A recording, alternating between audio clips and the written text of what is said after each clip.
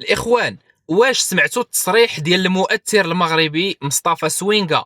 راه حتى هو خرج بواحد التصريح على الاضحيه ديال العيد، وقال باللي شخصيا راه ما شراش، وغالبا ما غاديش يشري هذا العام حيتاش مستحيل انه ياخذ حولي ب 8000 درهم. وقال باللي كل شيء كان كيتسنى باش يقرب العيد غادي ينقص الثمن، ولكن وقع العكس والحواله ما بقاوش كاع في السوق. واخا الوزاره قالت باللي راه الخير موجود والعرض في السوق اكثر من الطلب، ولكن هادشي اللي كنشوفو راه ماشي منطقي، وخاص المغاربه ما يشريوش بهاد الاثمنه.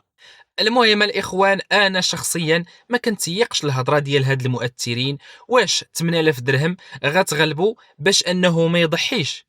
المهم الا كان شي واحد كيعرفو ولا ساكن حداه ياكد لينا هاد الهضره. تبقاو على خير.